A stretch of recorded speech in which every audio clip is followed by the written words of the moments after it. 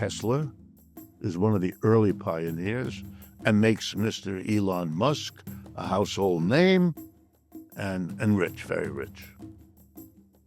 But General Motors works on it, Ford works on it, Toyota works on it, everybody works on it. But here we are now, 15 years later. The Chinese have automobile companies. They work on it too. But they win. They win the competition. The best car, best electric car and truck, at the lowest price, is made by the BYD Corporation, precisely unknown in the United States for a simple reason. They're not permitted to come here. If you go to Europe today and you go on the highways, you'll see BYD vehicles all over the place. Why? Mr. Biden, first Mr. Trump, put a 27% tariff on electric vehicles from China. And then Mr. Biden, while he was still president, raised it to 100%. So if you want to get a BYD electric car, say it costs $30,000. If you're an American company or an American individual, you would have to come up with 30 grand that goes to China to buy the car. And then 100%, another 30 grand that goes to Uncle Sam as a tariff, costing you $60,000. What does this mean? It means that Americans won't buy the Chinese car because it's 60 grand, and they can get for 45 or 50,000 a Tesla or a GM. This is a tariff that protects Tesla and GM. That's why it's there. But it denies to the American people access to the best electric vehicle at the lowest price. And now let me explain very briefly why that is stupid. Okay? American companies compete with companies in the rest of the world. American companies that make shoes, if there are any left, American companies that make anything. They need trucks, for example. They need a truck to bring the inputs to wherever they carry out production, and they need trucks to take the output to wherever it's sold, right? So trucks are widely used input here in America by American companies and everywhere else in the world. But everywhere else in the world is now going to be able to get the best quality electric truck for $30,000. Whereas their American competitor could only get the best electric truck if they paid $60,000, which they won't. They'll buy an inferior truck and still pay more than their competitor pays for the superior truck. And you know what that means? American companies are going to lose the competition and eventually lay off the workers since they can't sell their products that have been too expensively produced.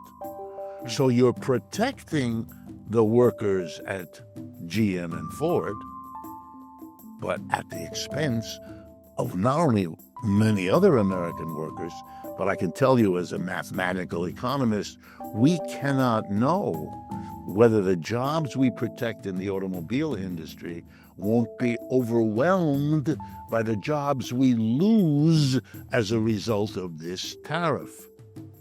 Okay, we live in a society, which I may jump ahead in our conversation, in which we allow a president to do Mr. Trump, to do remarkable things. One, to constantly misspeak about tariffs. By now it's intentional, because we're going to hit the Chinese. Chinese people don't pay our tariffs. We do.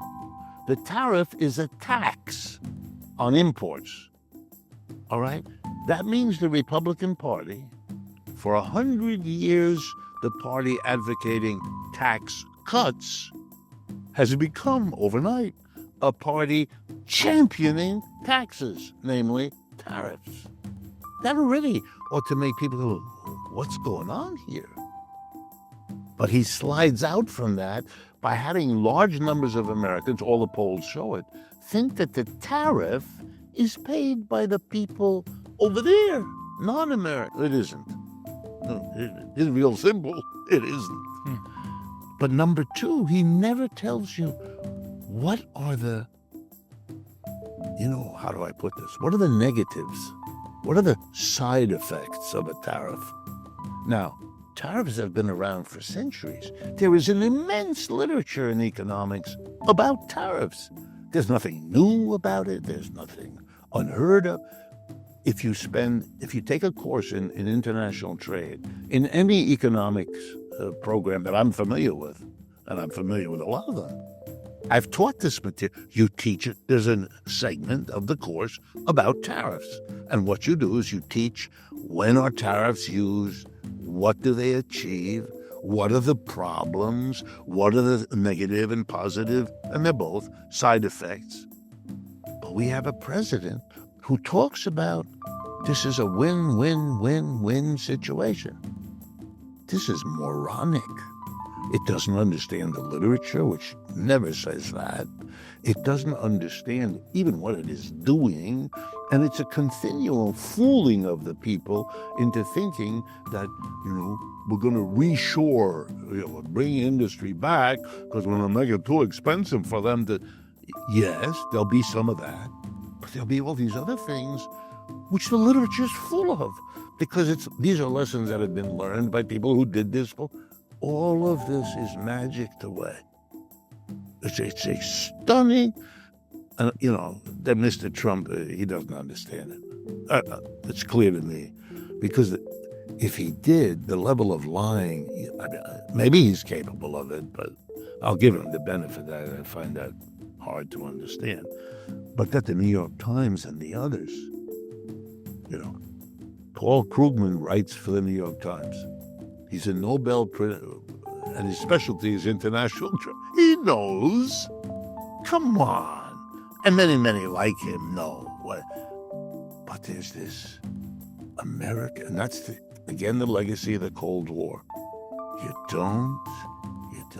Even this weird Trump character, because these are often liberals that don't like him, they can't bring themselves to be reasonably critical. That may change, but for the moment, I'm here explaining the economics of tariffs to people. I do it all the time because they ask all the time, and you should see them in the audiences. They're all. That's because I'm telling them something that they don't know, and that's not their fault. That should be. What are you doing, mister? Why are you doing a tariff when you know that, yes, you will protect the jobs of the immediately affected, but there are all these other consequences? What? It's like announcing I'm taking over the Panama Canal. You can't do that because of the ramifications. What are you? You've been denouncing Mr. Putin for 3 years. That he invaded another country and took something that isn't his. You just announced you're going to do that. What? What do you think that has? You don't have to worry. You just met a tough guy. Stop. This isn't serious. But with him, this exaggerated bluster got him the election because it's the naughty boy. And he's being naughty again. And the whole world is more naughty, and it works. But man, those negative side effects, they don't go away because you pretend they're not there. That's like the little child, and I did this with you, I'm sure. The little 3-year-old confronts the scary doggy in the park, and he or she puts their little hands in front of their eyes because they think if they can't see the dog, it won't be there. But by the time they're 4 or 5 years old, they have learned the lesson. You can do that. The doggy's still there. Mr. Trump and this country are engaged in levels of denial that I look at and I go, wow. What is going on in a society that would do this? Why self-delude? What possible? And if we, as I believe, or I hope we do, talk about the internal contradictions of the economic program of Mr. Trump, then you'll see that this is what I've just told you is all over the place.